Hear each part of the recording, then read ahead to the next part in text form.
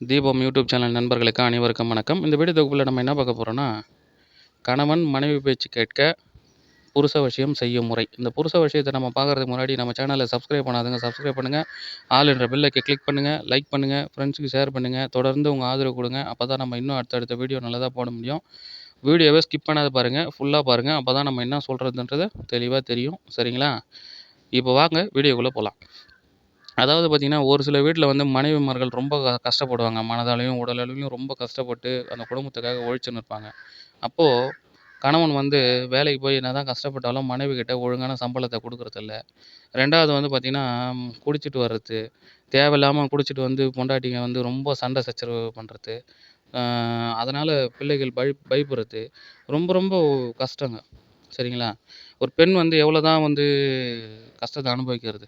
அதனால இந்த வசியத்த நீங்க 48 நாள் செய்யணும். 48வது நாள் உங்களுக்கு ரிசல்ட் தெரியும். இந்த 48 நாள் செஞ்சு முடிச்சுட்டீங்கன்னா, மனைவி பேச்ச தட்டவே மாட்டாரு. பொட்டி பாம்பா அடங்கி கிடப்பாரு. குடிக்கிறதோ, எந்த ஒரு தொல்லைக்கும், இன்னலுக்கும் ஆளாக மாட்டீங்க. சண்டை சச்சரவே வராது உங்களுக்குள்ள. அதனால இத நிச்சயம் செய்யுங்க. அது மட்டும் இல்லைங்க, நீங்க சொல்ற பேச்சுக்கு மறு பேச்சு இல்ல. நீங்க இந்த வேலைய செய்யுன்னு சொன்னா சரின்னு தலையாட்டின்னு போய், தலையாட்டி பொம்மை மாரி தான் ஆயிடுவாங்க. நீங்க சொல்ற வேலைய எந்த வேலையா இருந்தாலும் செய்வாங்க. சரிங்களா? அப்படியாப்பட்ட ஆட்களுக்கு இது ரொம்ப யூஸ்ஃபுல்லா இருக்கும். இனி பெண்கள் வந்து பயப்பட வேண்டாம். தைரியமா இருங்க. வாழ்க்கையில உங்களுக்கு ஒரு நல்லது நடக்கணும்னா, நிச்சயம் இந்த பூஜைய செய்யுங்க.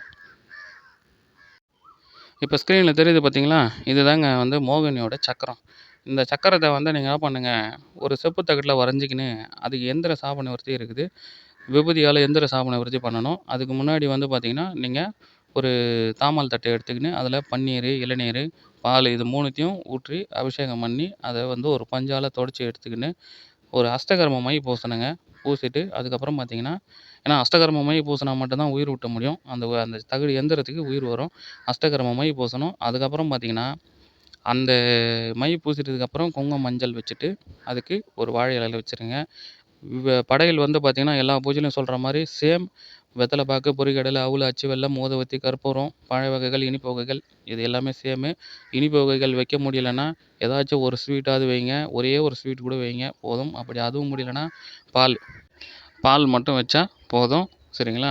இதுவரையும் முடிச்சுக்கின்னு விநாயகர் பூஜைலாம் முடிச்சுட்டு, இத செஞ்சுட்டு நீங்க என்ன பண்ணுங்க, கிழக்கு முகமா உட்காந்துக்கணும். அமாவாசை நாள்ல வெள்ளிக்கிழமையில தான் செய்யணும். அமாவாசை நாள் வெள்ளிக்கிழமையா இருந்தா நல்லது. இல்லன்னா அமாவாசை அன்னைக்கு கூட செய்யலாம். ஒண்ணும் தப்பில்ல. ஸ்டார்ட் பண்ணலாம். பிரம்ம முகூர்த்தத்தில காலையில எழுந்து குளிச்சு முடிச்சுட்டு, இந்த படையலெல்லாம் வச்சுக்கின்னு, நீங்க கிழக்கு முகமா இருக்கணும். உங்களுக்கு முன்னாடி படையல் இருக்கணும். படையலுக்கு முன்னாடி வந்து பார்த்தீங்கன்னா, ஒரு மண் அகல் விளக்கு இருக்கணும். மண் அகல் விளக்கு கண்டிப்பா அணையக்கூடாது. எரிஞ்சுக்கின்னே இருக்கணும். இந்த தகட வந்து வாழை இலையில வச்சுட்டு, மஞ்சள்ல பிள்ளையார் புடிச்சு வச்சுட்டு, அதுக்கு அருகம்பூ எல்லாமே அருகம்பில்லு, அ எருக்கம்பூ மாலை, இல்ல எருக்கம்பூ கூட சும்மா சாயங்காலத்துக்கு 2 கிள்ளி வந்து வச்சுருங்க. முடிச்சுட்டு, இந்த படையலெல்லாம் எல்லாமே தயார் பண்ணி வச்சுக்கின்னு, அந்த என்ன பூ யூஸ் பண்ணுறதுன்னு பார்த்தீங்கன்னா, மல்லிகை பூ மட்டும் தான் யூஸ் பண்ணணும். ஏன்னா வசீகர தன்மை. இது மோகினி வசியம். மோகினி வசியத்துக்கு மல்லிகை பூ மட்டும் தான் ரொம்ப ரொம்ப யூஸ்ஃபுல்லு. அதனால மல்லிகை பூ மட்டும் யூஸ் பண்ணுங்க. வேற எந்த பூவும் வேணாம். மல்லிகை பூவால அந்த தகடுக்கு அர்ச்சனை செய்தபடி நீங்க மந்திரத்த உச்சரிக்கணும். சரிங்களா? நீங்க எந்த எந்த அளவுக்கு நீங்க அந்த மந்திரத்த உச்சரிக்கிறீங்களோ, அந்த அளவுக்கு வந்து ரொம்ப ரொம்ப பவர்ஃபுல். ஏன்னா, நீங்க அந்த அளவுக்கு ரொம்ப இதுவா இருக்கும். சரிங்களா?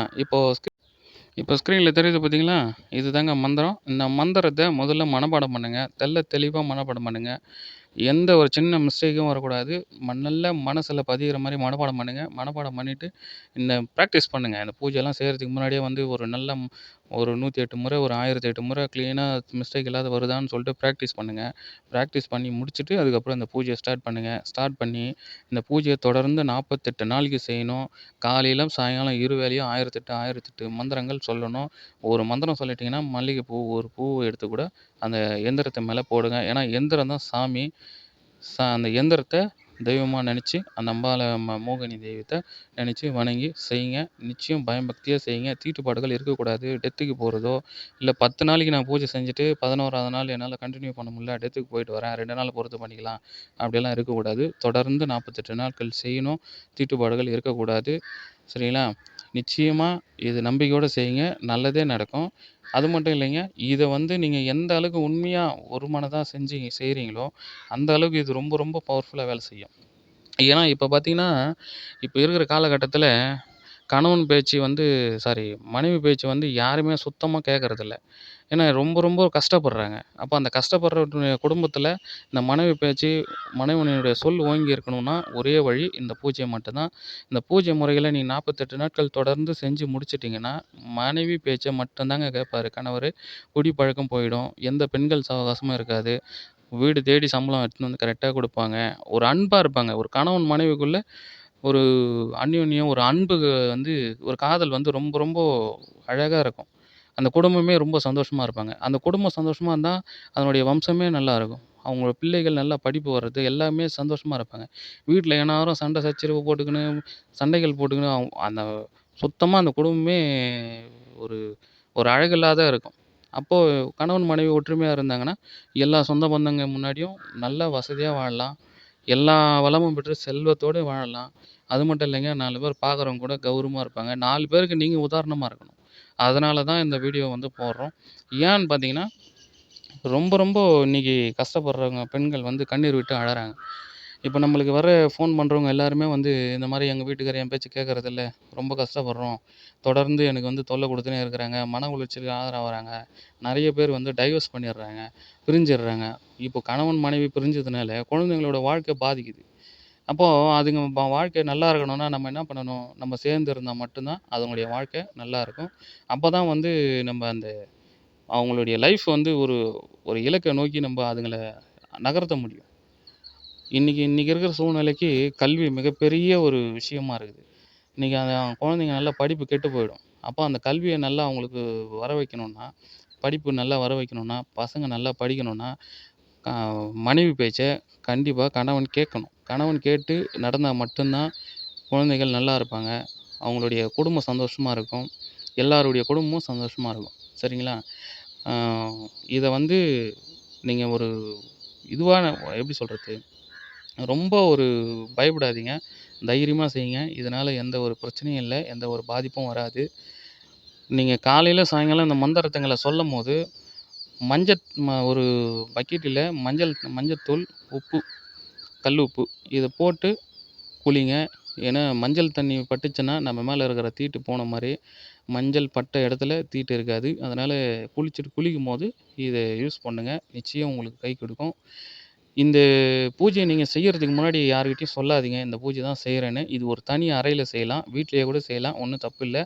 ஏன்னா, இது தனி அறையில இருந்தா மட்டும் தான் அது உள்ள யாரும் போமாட்டாங்க.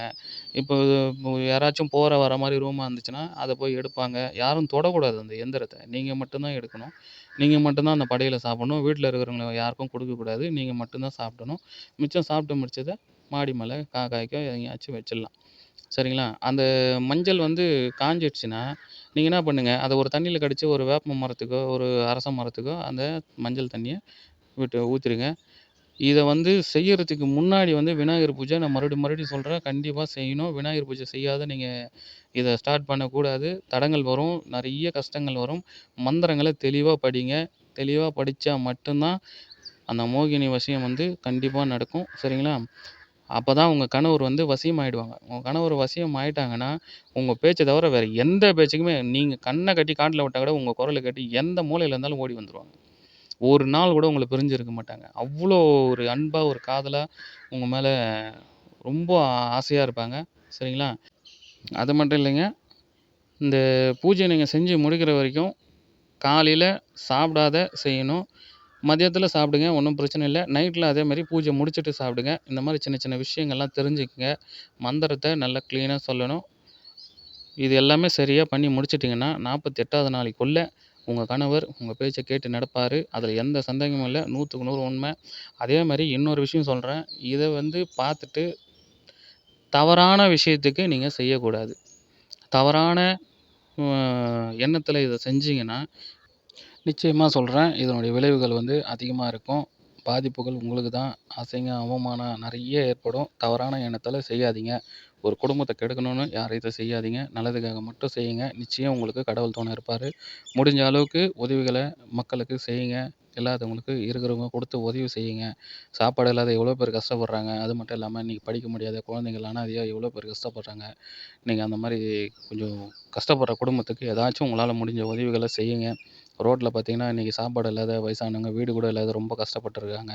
அவங்களுக்கு வந்து பார்த்தீங்கன்னா, உங்களால முடிஞ்ச உதவிக்கு ஒரு 100, 200 உங்களால முடிஞ்ச தொகைய குடுத்து கொஞ்சம் உதவி செய்யுங்க. அதனால நிச்சயம் உங்களுக்கு நல்லது தான் நடக்கும். பிள்ளைகளுக்கு நல்ல கர்மாக்கள் வந்து சேரும். நம்ம மேல போம்போது எந்த ஒரு சொத்து பத்தும் நம்மளுக்கு கூட வரப்போறதில்ல. நம்ம சம்பாதிச்சது எதுவும் வரப்போறதில்ல. இருக்கிற வரைக்கும் மக்களுக்கு நல்லதே செய்யுங்க. நல்லதே நினைங்க. அப்படி செய்ய விருப்பம் இல்லனாலும் பரவால்ல. யாருக்கும் எந்த தொல்லையும் குடுக்காத, நீங்க அமைதியா உங்க குடும்பத்த மட்டும் பார்த்துக்கிட்டீங்கன்னா, அதுவே போதும். சரிங்களா? இந்த வீடியோ உங்களுக்கு தொடர்ந்து பிடிச்சிருந்ததுன்னா, தொடர்ந்து பாருங்க. சப்ஸ்கிரைப் பண்ணுங்க. ஆல் என்ற பெல்ல கிளிக் பண்ணுங்க. லைக் பண்ணுங்க. ஷேர் பண்ணுங்க. தொடர்ந்து நம்ம சேனலுக்கு ஆதரவு குடுங்க. சரிங்களா? இது போன்ற அடுத்த வீடியோக்கள நல்ல வீடியோக்கள்ல நம்ம சந்திப்போம். நன்றி. வணக்கம்.